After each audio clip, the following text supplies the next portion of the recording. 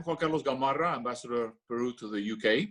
And continuing with our cycle of Bicentennial Dialogues, I'm very pleased to be with Professor Natalia Sobrevilla Perea today, who will talk to us this time about María Parado de Bellido, heroine and martyr of our independence, of whom she is a direct descendant. Natalia is a professor of Latin American history by the University of Kent. She has PhD in Latin American history by the University of London and has a degree on history by the Catholic University of Peru. She is also Magister in Latin American history and geography by the University of Vienna and has several books, publications, and articles on issues related to Latin American history. Natalia, once again, thank you very much for being with us, and it's going to be very interesting to hear today's story.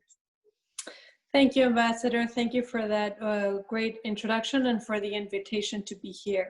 So María Parado de Bellido was a woman, a middle-aged woman, who in 1822 was shot dead in the main, not in the main plaza, but in the outside of the city of Ayacucho, Huamanga. And this was during the Wars of Independence. We don't have too many details, and there's a lot of contradictory stories about why exactly this was the case. But as far as we have been able to ascertain, she was found guilty of sharing information of the whereabouts of the troops, the royalist troops, with the patriots. And it seems that one of her sons and her husband were in fact part of the patriots that were fighting in the area of Cangallo, in the city of Paras, where they also had a business. So María Parado was the daughter, it seems, of a man from Upper Peru, from Bolivia. There's not too much information about her mother. It's not clear if she was a mestiza or if she was indigenous, but she was into commerce. She was a trader. Her husband, Mariano Bellido, was in the mule trade, but also they transported goods all over the central Andes, from Huancayo into Ayacucho, down through to Abancay, and later into Cusco. So they were people that were very linked to the locality. And it seems that at some point her son joined the troops of Cayetano Quiroz, and this was in 1822, when there were movements south of Lima to try to attack the Andes, that they were coming from Ica.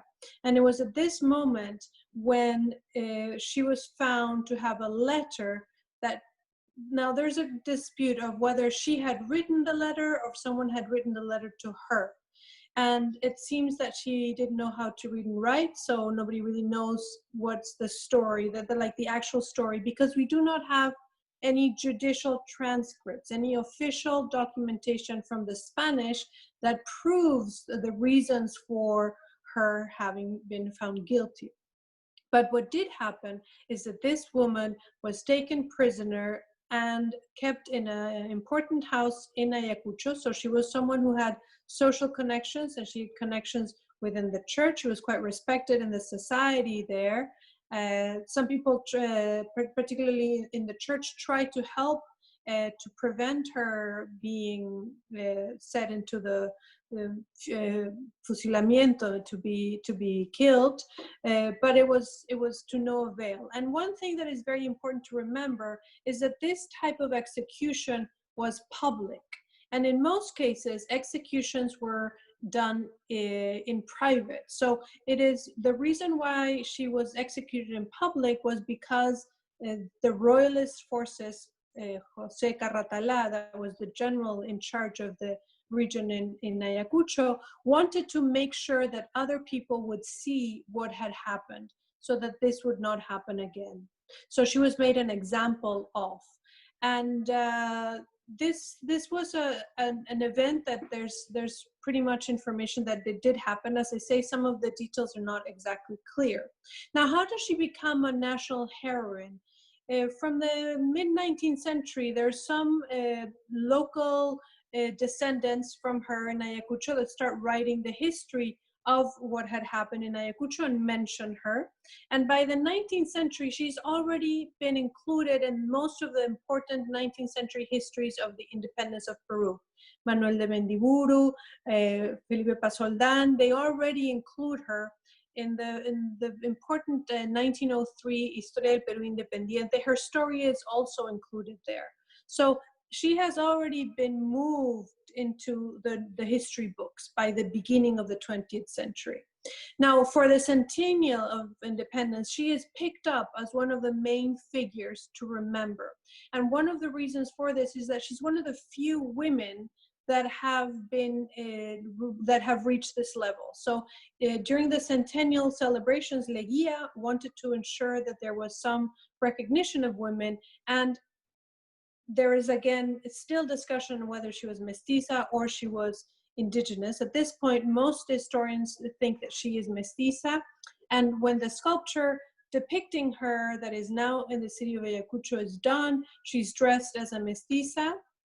And the histories that are created in the 1920s during the centennial highlight this. Now, one of these histories, the Juan José del Pino, is very detailed because he goes and visits a lot of the descendants of María Parado de Bellido, including my great-grandmother. And this is how I come to this story. It's always been a part of my family history that my great-grandmother, the mother of my grandfather, Olimpia Pacheco, was invited by Leguía to go to the centennial celebrations as a descendant of María Parado. And she was the daughter of the son of María Parado's daughter, Andrea Bellido. And that's pretty much the story. Thank you very much. I was wondering, what other women go along with her as significant for the country's independence?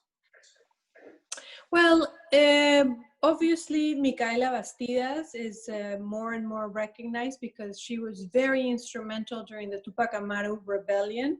So Tupac Amaru really depended on her, and she was very, very close to him. So she is definitely someone that is remembered during the wars of independence. There's other women that have not been necessarily that remembered in following years, which are all the women that San Martin gave the Order of the Sun to in 1821 and 1822. So women that were recognized at the time as having been heroes of independence, and now we really don't know too much about them. In my research, I have found some of these women and have found some information that shows that they were very important, mainly with a convincing of those soldiers in the battalion called Numancia that came from New Granada into Peru, and they changed sides. So that was one of the things that they did. There's also been that desire to rescue more of these histories. So here we have two things happening. On the one hand, there were definitely many women that participated, and they were recognized as participating in the independence process even then by San Martin, but they have been lost to us because we haven't really thought about them, created a memory around them. And then now we do have a process that is trying to look for more women that participated in the wars of independence, and we're fighting them and finding them. And one of them is Ventura Jalamaki. So these are things that are two processes. One are, what were the actual facts? What happened? And many things happened, some of which we have historically considered important, and other things not so important. What's interesting about the case of María Parado de Bellido is that already in the 19th century, the national histories are picking up her story. And what's also interesting is that by the centennial celebration, so 100 years of independence, she is already a figurehead and created as a real figure of a hero. Once again, thank you so much, Natalia, for your help. And I look forward to some other contribution later on. Thank you so much. Great, excellent.